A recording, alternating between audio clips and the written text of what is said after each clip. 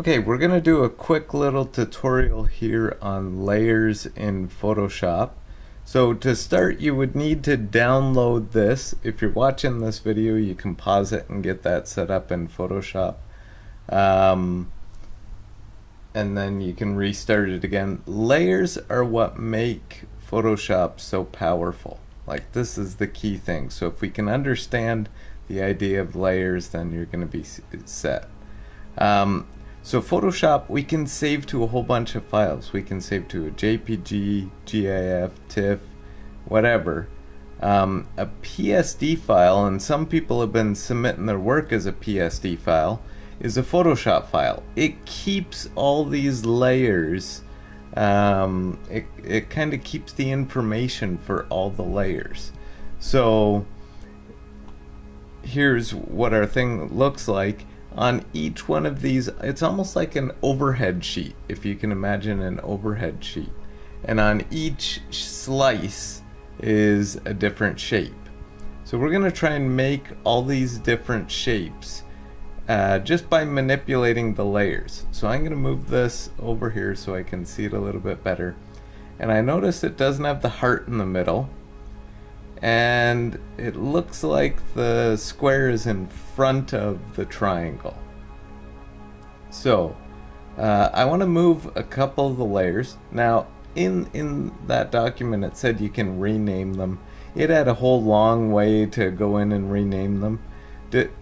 Each of the classes are working on something different. So this one is Photoshop 8. When I initially made this stuff, it was Photoshop 6. I think the Comtech class is using CS6, so some of the stuff you still may need to find it, but you could just double click and name it heart and name it circle. So a couple ways.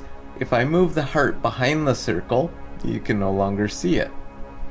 If I click the eyeball, you also can't see it. So the eyeball turns off that layer, and then I'll move that up. Now there's a little dot there. Don't worry about that. I don't know how that got in there. So we'll say, if we look, that is that. Good enough. It doesn't have that little dot, but whatever. So I'm going to let you guys work to get all the rest of these ones. So you would want to either hide the triangle, hide the circle. I'm going to do one of these trickier ones down here at the bottom. Maybe I'll do this one over here. Maybe I'll do a combination of the two here just to show you. So I might look at this one.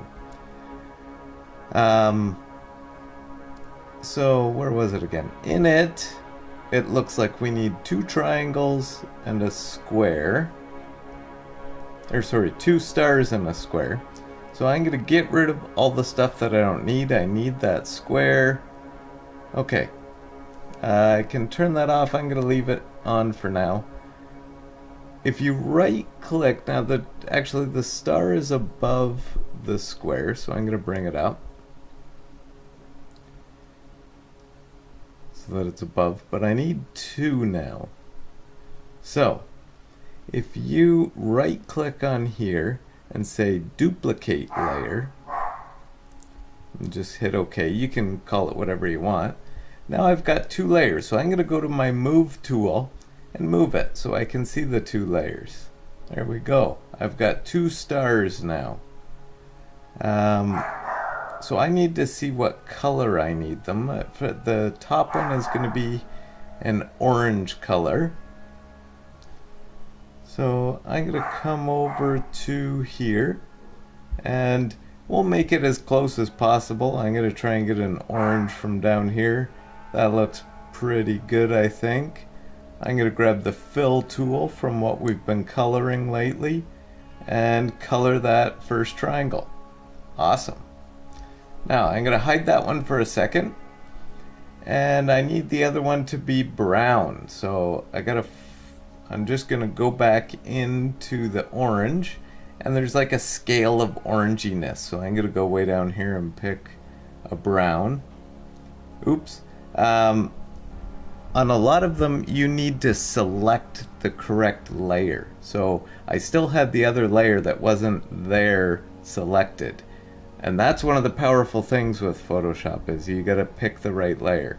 So I'll make this one visible again. One annoying little thing in CS, no, not CS 8, in Photoshop 8, so the people in my grade 9 integrated tech will notice, is there's still a little bit of purple. Now let me just get this in the right spot. There's still a little bit of purple right there, and if it's off the screen, the fill tool doesn't fill it. So I'm just going to steal that color again right from the triangle, and I'm going to fill in that little bit there. So now it should all be good. So if it's off the screen, it's not going to fill that whole thing. If I shut off the back layer, this is kind of interesting. This checkered board pattern is, oh, there's another pink one there that I should have filled. Anyway, this checkerboard pattern is see-through. So if you wanted this to be like a sheriff's badge on someone's shirt or something, you could cut this and it would go around the star and the shirt would still show up in the in-between parts. That checkered means see-through. Now some pictures that you download off the internet, it has that checkered, but it's actually a checkered. They've messed something up.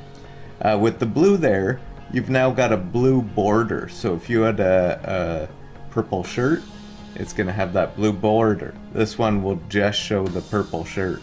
So a lot of people use that checkerboard pattern as kind of a see-through thing in the image, as something they want to do.